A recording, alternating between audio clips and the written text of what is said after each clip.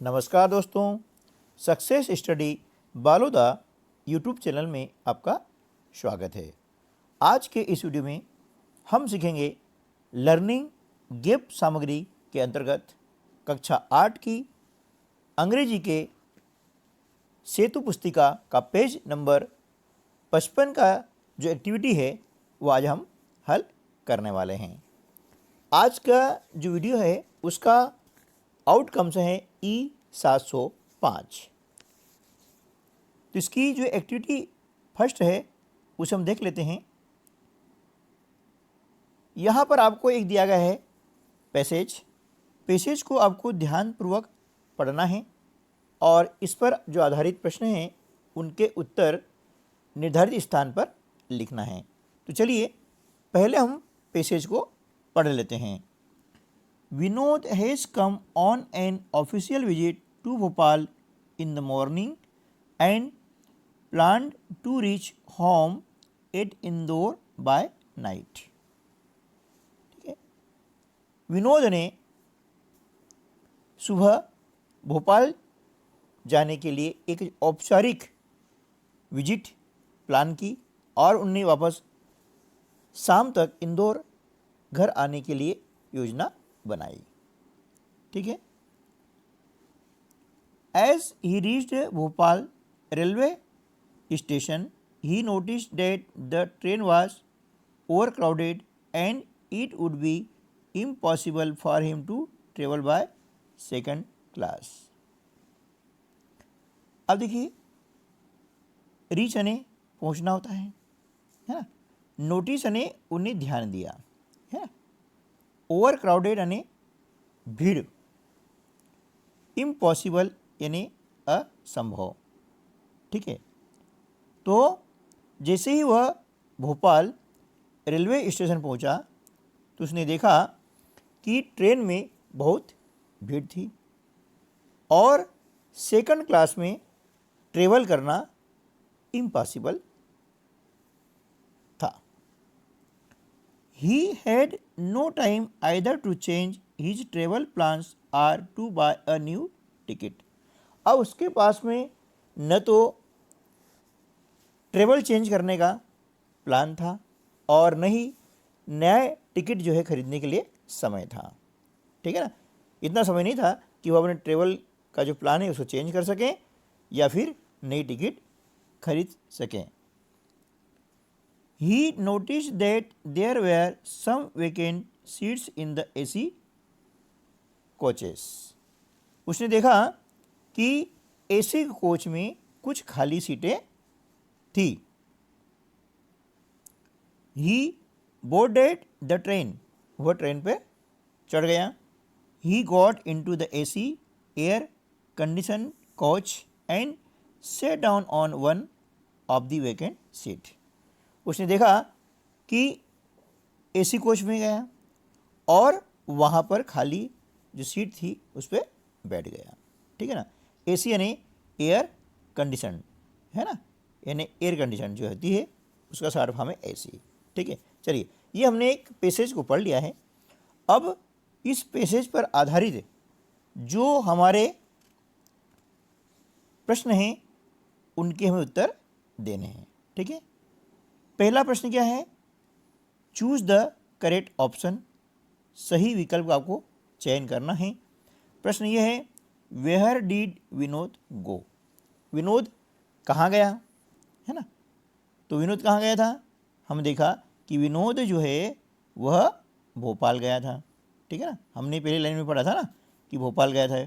ठीक है, देखिए यहाँ पर पढ़ा हमने कि Vinod has come on an official visit to Bhopal. ठीक है ना, तो कहाँ गया था वो, भोपाल गया था। ठीक है ना, तो हमारा ऑप्शन जो ए वह सही हो जाएगा और इसे हम यहाँ लिख देंगे भोपाल, है ना, BHOPAL, भोपाल यहाँ लिख दिया हमने। ठीक है ना, चलिए नेक्स्ट क्वेश्चन देखते हैं। Why did Vinod decide to travel by AC class. Vinod ने AC क्लास से ट्रेवल करना यानी यात्रा करने का निर्णय क्यों लिया। ठीक है ना, तो क्यों लिया निर्णय, तो ऑप्शन यहाँ पर है कि the train was over crowded, यानी ऑप्शन बी जो है हमारा सही जवाब हो जाएगा, क्योंकि ट्रेन में क्या है, बहुत ज़्यादा भीड़ थी। तो इसे हम यहाँ जो आंसर है इस जगह हम लिख देंगे कि द ट्रेन वाज, है ना, ओवर क्राउडेड। ठीक है ना, इस प्रकार से हम यहाँ लिख देंगे। ठीक है, चलिए अगला क्वेश्चन देखते हैं। Who did not have a valid ticket, वैध टिकट किसके पास नहीं था, है ना। तो टिकट किसके पास नहीं था, विनोद के पास में टिकट नहीं था, इसलिए ऑप्शन ये सही आ जाएगा। और यहाँ पर हम लिख देंगे विनोद, है ना। ठीक है, इस प्रकार से। चौथा प्रश्न है, instructions given on the loud speaker at a railway station are called, यानी रेलवे स्टेशन पर लाउड स्पीकर के द्वारा जो इंस्ट्रक्शन दिए जाते हैं उन्हें हम क्या कहते हैं, उन्हें हम कहते हैं अनाउंसमेंट। इसलिए ऑप्शन ए सही जवाब हमारा हो जाएगा। और यहाँ पर खाली स्थान लिख देंगे अनाउंसमेंट, है ना, इस प्रकार से अनाउंसमेंट। ठीक है ना, चलिए अगला प्रश्न है, a piece of paper that gives the right to admission in a train or a bus is called, है ना। कागज का टुकड़ा जो हमें ट्रेन या बस में प्रवेश लेने के लिए अधिकार प्रदान करता है उसे हम क्या कहते हैं, उसे हम कहते हैं टिकट। यानी ऑप्शन बी जो हमारा सही जवाब आ जाएगा, उसके क्या बोलेंगे हम, टिकट। ठीक है ना, टिकट के द्वारा जो है हम रेल या बस में चढ़ सकते हैं। ठीक है, अगला है, a place near a railway track for passengers to get on and off the train is called, एक ऐसी जगह जो यात्रियों को ट्रेन से उतरने और चढ़ने के लिए होती है उसे हम क्या कहते हैं, उसे हम बोलते हैं प्लेटफॉर्म। ऑप्शन सी जो है हमारा सही जवाब हो जाएगा, PLATFORM। ठीक है ना, ये हो गया आपका प्लेटफॉर्म। चलिए अगला प्रश्न है, निम्नलिखित सेंटेंसेस को ध्यानपूर्वक पढ़ें तथा उन्हें उचित क्रम में अरेंज करें। देखिए आपको यहाँ पर सेंटेंस दिए गए हैं, है ना, अलग अलग क्रम में हैं और उसे हमें क्या करना है कि एक सही क्रम में जमाना है। तो पहले दिया है A, then the train arrived and she boarded the train, तब ट्रेन आई और वह ट्रेन में चढ़ गई। बी है, Rita wanted to go to Indore by train the next day, Rita अगले दिन जो है ट्रेन के द्वारा इंदौर जाना चाहती थी। ठीक है ना, फिर सी है, she enjoyed the journey very much, उसने जर्नी को बहुत ज़्यादा इंजॉय किया, है ना। डी वाला है, next day she reached the station well before the train arrived, अगले दिन वह जो है रेल आने के पहले बिल्कुल पहले स्टेशन पर पहुंच गई। ठीक है ना, उसके बाद में ई वाला है, she bought a valid ticket for AC class from the reservation counter and return home, उसने AC क्लास का जो है एक वैध टिकट खरीदा, कहाँ से खरीदा, रिजर्वेशन काउंटर से, और वापस घर आ गई है। ठीक है ना। एफ वाला सेंटेंस है, see here the announcement carefully and reached eight the platform number 3, उसने ध्यानपूर्वक अनाउंसमेंट यानी घोषणा सुनी और प्लेटफॉर्म नंबर 3 पर पहुंची। अब देखिए यहाँ पर क्रम इनका जो है आगे पीछे है, हमें क्या करना है, उसको सही क्रम से जमाना है। तो देखिए हमने इसको सही क्रम से इस प्रकार जमाया है, क्या है कि पहले आ जाएगा आपका बी वाला sentence, Rita wanted to go to Indore by train the next day, है ना, रीता जो है अगले दिन रेल से इंदौर जाना चाहती थी। ठीक है ना, उसके बाद में अब जाना चाहती थी, क्या किया उसने, है ना, तो she bought a valid ticket for AC class from reservation counter and returned home, है ना। तो ये ई वाला आ जाएगा कि उसने क्या किया कि जो रिजर्वेशन काउंटर था वहाँ से एक टिकट खरीदा और वापस घर आ गई। फिर क्या हुआ, next day she reach the station well before the train arrived. अगले दिन वह स्टेशन पर ट्रेन आने के पहले पहुंच गई, ठीक है ना। अब पहुंचने के बाद क्या किया, she heard the announcement carefully and reach at the platform number 3। Then the train arrived and she boarded the train, she enjoyed the journey very much. इस प्रकार से हमने इनको जो है सही क्रम से जमाया है, तो उससे क्या होगा, एक सही सीक्वेंस बन गई और उसकी जो एक पैसेज जो था हमारा वह अरेंज हो चुका है, ठीक है। तो ये जो हमारा प्रतिफल था, आउटकम था E705, यह हमारा कंप्लीट होता है। अब हम आगे चलते हैं E708। E708 के अंतर्गत क्या है कि जो भी पाठ्य सामग्री है ना, या पाठ्येतर सामग्री है, उसको समझ करके पढ़ना।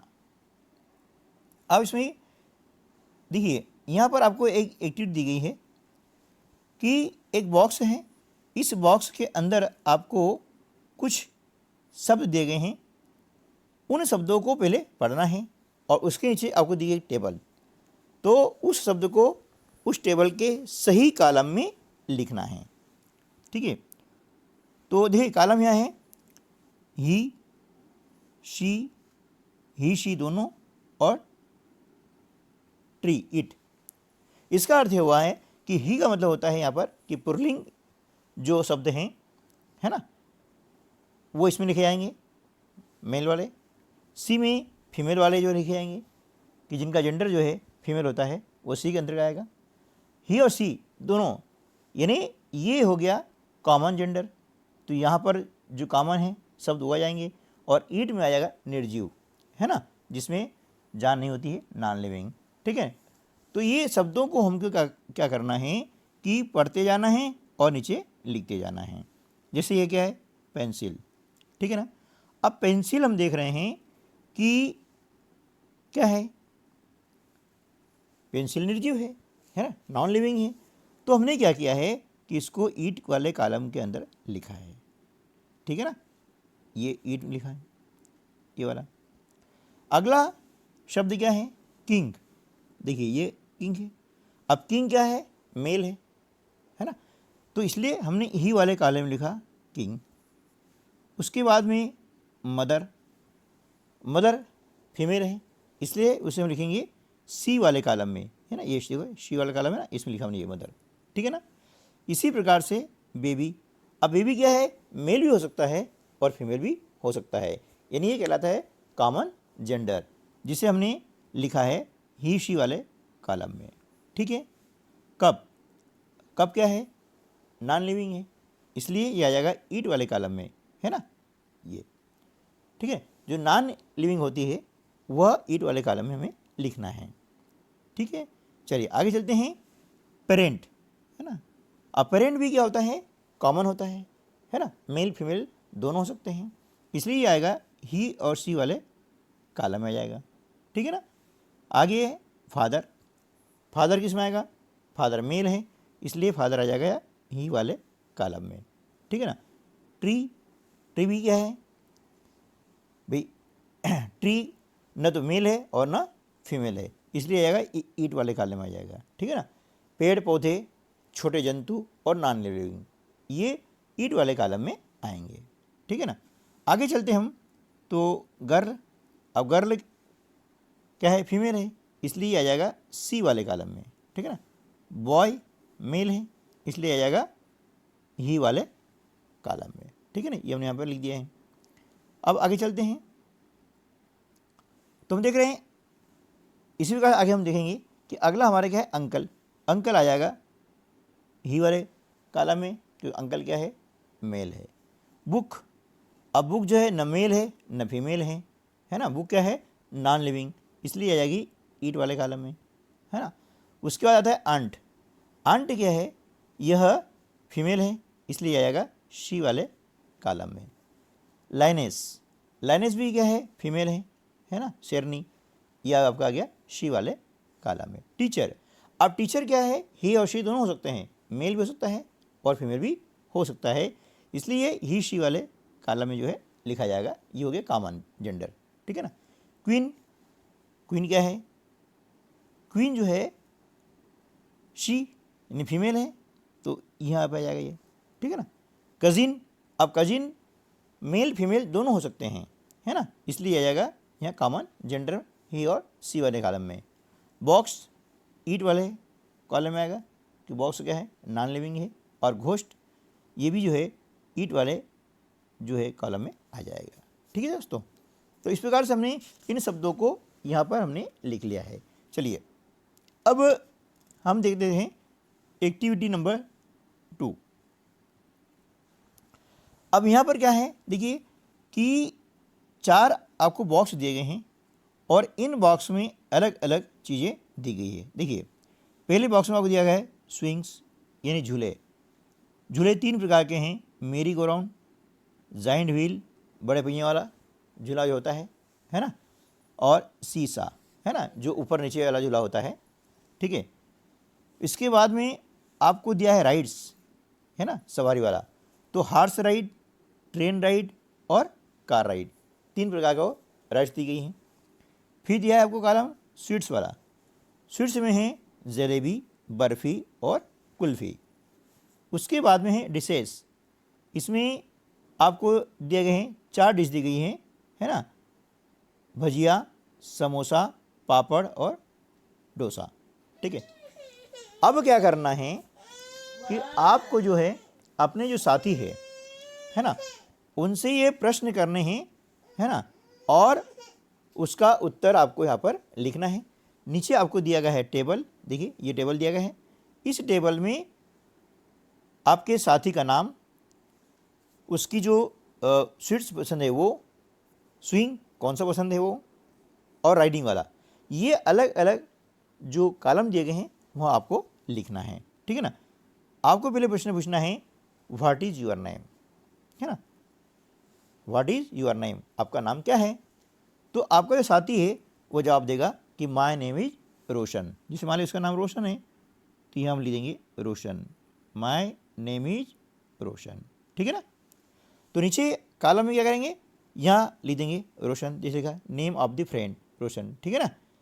फिर इसके बाद में समझे ना आप, तो क्या करेंगे, which sweet do you like most, तुम्हें सबसे ज़्यादा कौन सी मिठाई पसंद है। तो आंसर क्या हो जाएगा, आई लाइक। अब मान लिया उसको जलेबी पसंद है तो यहाँ आ जाएगा आई लाइक, है ना, जलेबी,